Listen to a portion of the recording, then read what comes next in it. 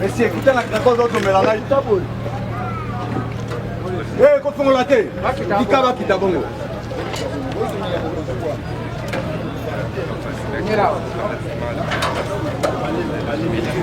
Et la maman a qui t'a bon.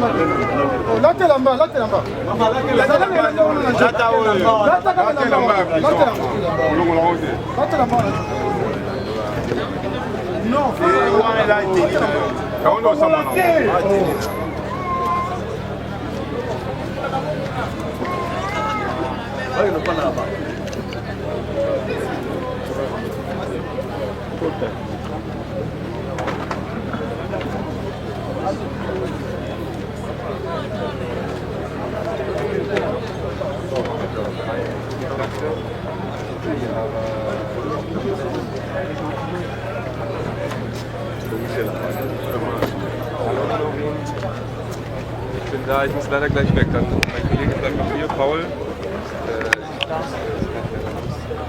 Wir sind da. Samuel ist auch da, wir sind zuständig. Mein anderer Kollege Philbert, der bleibt auch hier. Und Maître Samuel hat sich auch mit Rambala ausgetauscht. Das ist vielleicht zusammenarbeiten. Aber auch für Sie sollte klar sein, dass Maître Samuel ist. Ja, weil der ist gut vorbereitet, der redet auch gleich noch mit Ihnen.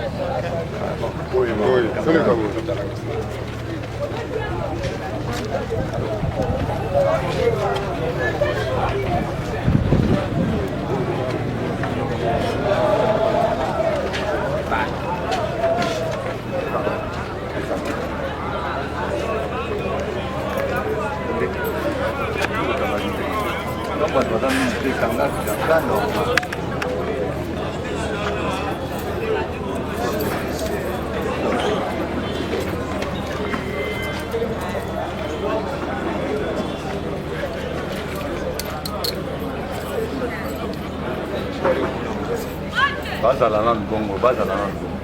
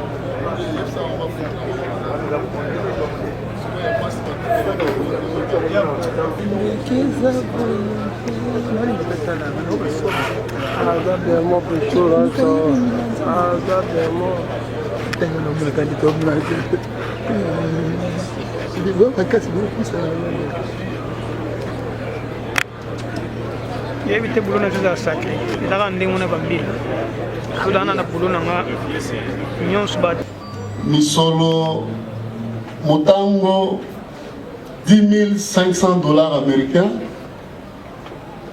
oyo eza ya société Raobank.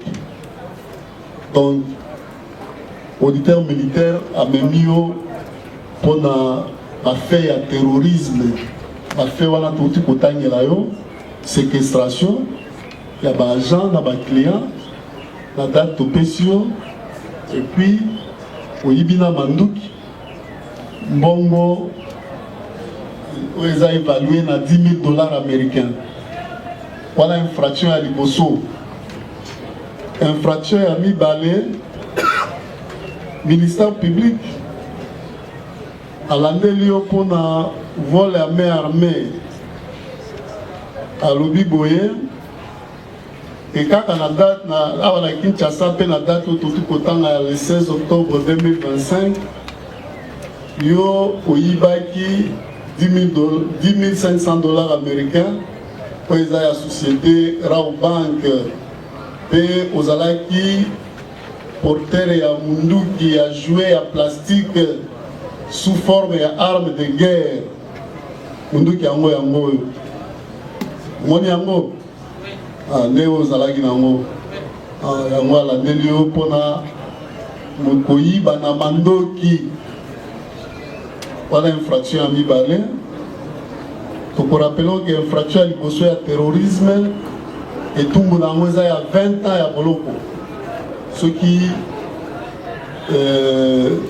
tribunal amoni tosalaki yango ya solo ya mibale vol à main armée etumbu na yango ezali etumbu ya liwa soki tribunal amoni ke osalaki yango ya solo ya misato auditeur militaire tato ya colonel alobi boye kaka na Kinshasa mpe na courant ya mois ya octobre 2025 yo ozalaki na lingomba ya bato ya mabe okotaki na lingomba ya bato ya mabe lingomba wana eza composé na Kashama Ngong Anderson Kingambo wa Kingambo Nordin Molo Likombi César Kantompa Bukasa Kato Benjamin na Madame Kapi elingomba na bino wana bosalaki yango mpona koyibaka na mandoki yo nde ozali mokolo lingomba abengi yo leader neti chef de bande nde yo olandi wana eza bafe oyo ministère public atie na mutu na yo tribunal ayebi so lisusu ke etumbu na yango mpe eza etumbu ya liwa oyoki voilà wana eza mpona oyo etali yo soki tozwi baoyo batikali à la différence na yo oyo atieli terrorisme baoyo nyonso batikali ministère public azolanda bino mpona vol à main armée dans l'association des malfaiteurs c'est-à-dire que chef de bande na bino ne honorine et puis bino elongo na ye boyibaki 10 500 $ américains oyo eza ya société Rawbank kuna na victoire et puis na lingomba nde tolobi na association de malfaiteurs boza na kati ya lingomba wana mosala na bino na lingomba wana ezali mpona koyibaka na mandoki donc mpona bino botikali etumbu na bino mpe eza etumbu ya liwa bolandi les autres prévenus et les policiers ozobeta masolo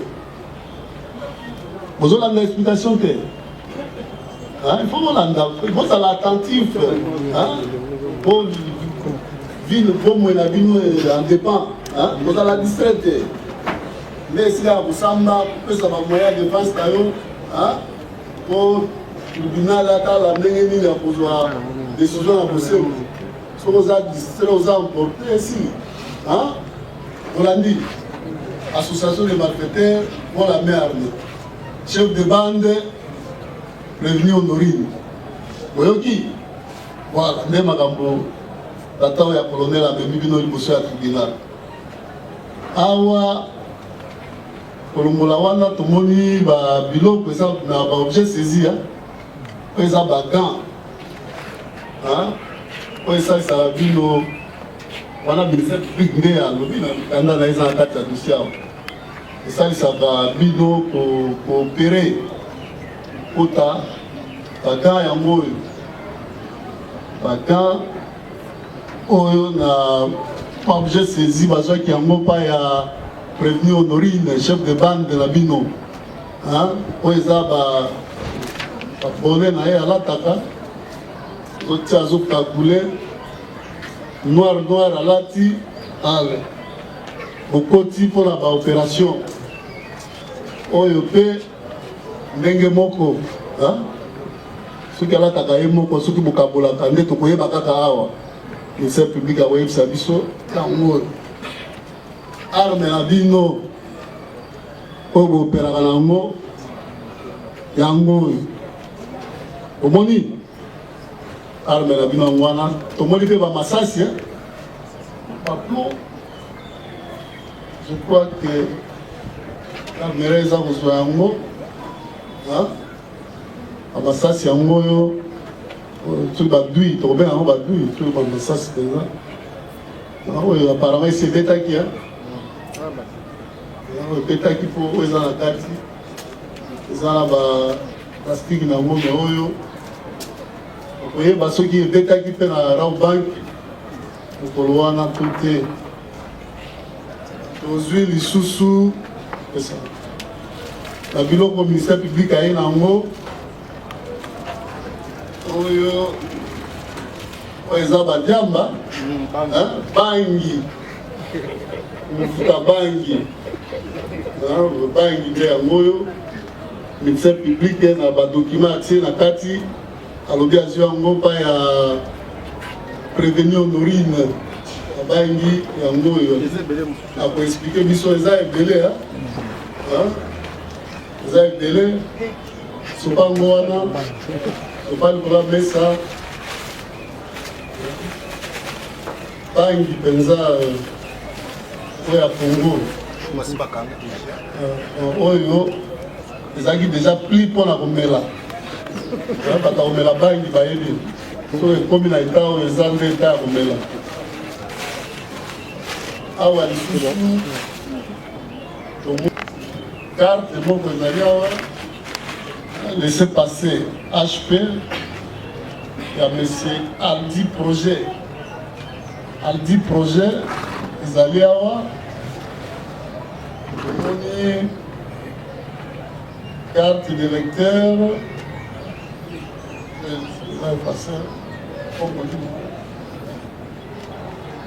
carte de lecteur elongi kaka ezomonana me auditeur akoyebisa biso soki eza ya nani tomoni mpe passeport yango oyo oyo ya Honorine obongontu te oyo aza allemande te ata allemande passeport na yango oyo mpe emonani ezali awa toza na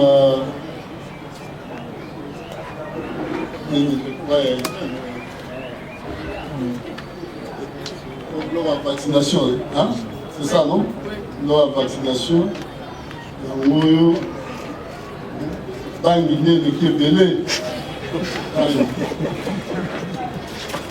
bangi wana mpe bapelisaka nde na africain oyo na groupe na bino bomeli bangi te nde azoloba opelisi na nini oyo na mokuse mutu na moto ayoki pourkui aza liboso ya tribunal eza boye te voilà okopesa bamoyen ya défense na bino par rapport ya bafait ndenge auditeur amemi bino liboso ya tribunal. Y a-t-il de préalable avant d'entamer le fond de la présente affaire, monsieur l'organe de la loi? Merci pour la parole, monsieur le président, honorable membre de la composition. Monsieur le président, il n'y a pas de préalable. Nous sommes prêts pour en écouter. Nous avons dit. La défense, y a-t-il des préalables? Nous commençons par les parties civiles. À la huitaine, pour pouvoir procéder au devoir sus-évoqué. Votre honneur, en complément à ce que vous nous demandez le contraire, le dispositif restant par ailleurs de main pour nous, la société Robank estime qu'elle pourrait avoir des éléments tout aussi probants à verser à votre tribunal, devant votre tribunal, et qui pourraient très utilement contribuer à l'instruction. Aussi, une remise à la huitaine pouvant nous permettre de les déposer à temps pourrait assurer une bonne issue de cette instruction que nous avons. Partie civile. Que ça partie civile. Monsieur le Président, la partie du Jubilor émettant dans les mêmes zones d'ombre que la partie civile Raobank réitère également cette demande, d'autant plus que ce n'est que hier que nous avons appris, d'ailleurs par la voix des ondes, et je pense que les greffiers ici présents nous a vu courir, juste ne serait-ce que pour avoir le numéro du dossier, et l'on n'a pas pu accéder au dossier pour permettre d'engager la défense pour les intérêts de notre cliente. Voilà pourquoi nous réitérons la même demande et faisons un même corps quant à cette demande. Vous là, c'est quel pour le premier. Commençons par vous. Allez, merci, Monsieur le Président, pour la parole. Mes clients ici présents, Ngambo et Katompa, sont poursuivis pour des faits graves. Et à ce jour, nous n'avons pas encore eu accès aux éléments du dossier du ministère public. Raison pour laquelle, Monsieur le Président, pour une justice équitable et pour assurer correctement la défense, nous sollicitons par devers vous une remise à la hauteur. J'ai dit, monsieur. Merci. Oui, on évolue. Ouais. Merci, Monsieur le Président. C'est toujours pour le compte de Madame Honorine. Président, nous ignorons que Madame Honorine a doublement des dossiers. Nous sommes vraiment trop surchargés, donc je réitère aux demandes des confrères, malgré dans d'autres contextes, je ne suis pas d'accord avec eux, mais pour la remise, nous sommes tellement d'accord et la descente, voilà, vous allez nous permettre pour que l'accès soit au dossier du ministère public, pour que la défense puisse bien se préparer.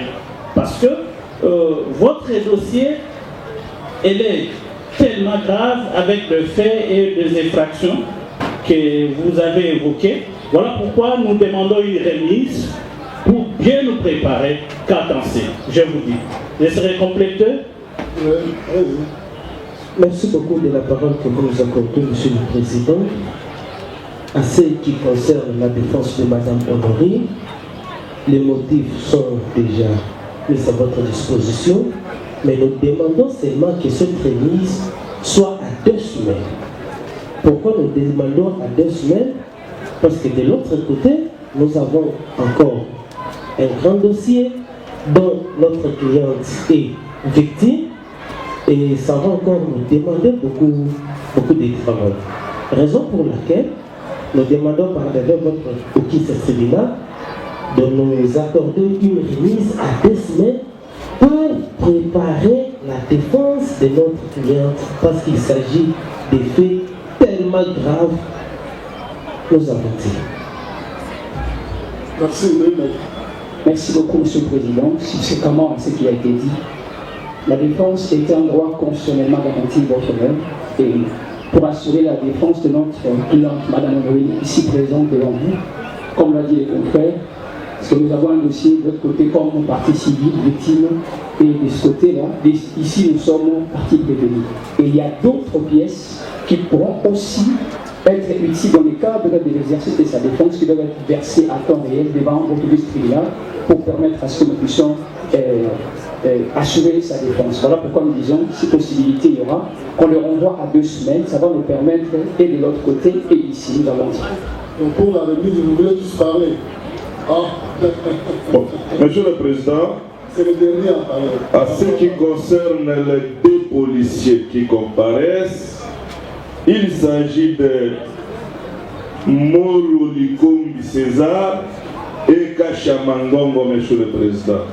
Monsieur le Président, la remise, c'est un droit, mais nous n'avons pas compris les motifs. Pourquoi, Monsieur le Président? Parce qu'en lisant les exploits qui vous saisissent, au moins que si c'était erreur de ma part, nous avons entendu que nous sommes en procédure de traduction directe.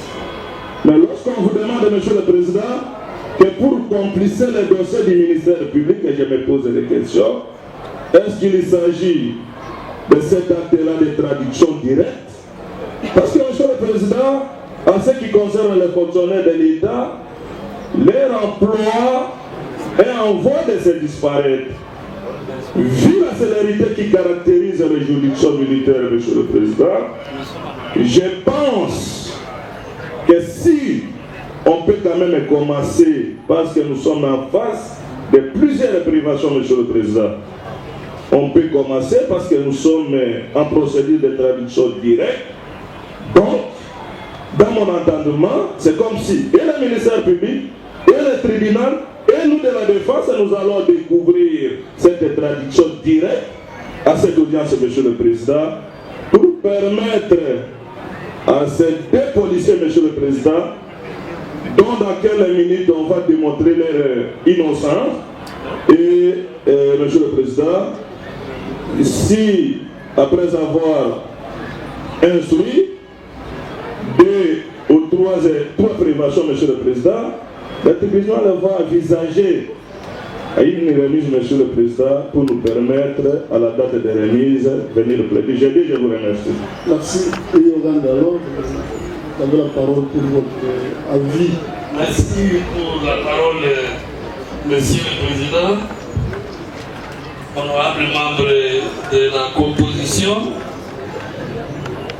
Lorsque le Conseil dit que et le ministère public, donc il emballe le ministère public dans ses dires ou ses déclarations, le ministère public, il est en train de s'isoler, il sort de ce carcan-là, là où on l'emballe. Les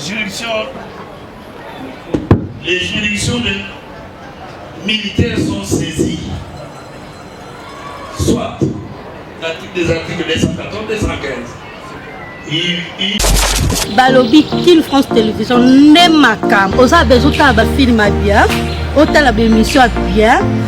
Kin France Télévision n'est ma cam. Chaîne Moya Kanda. Aïe aïe aïe. Balobi soto lo ba minte. Nous salande ma cam. Abonnez massivement la chaîne France Kin TV et pas Yannick Wenge Yannick Wenge Béton. Doit s'abonner kuna boyoka masolo puis à politique.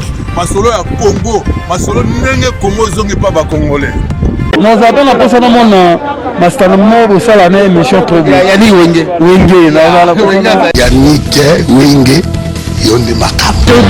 Kin France Télévision n'est ma cam. Salande ma cam.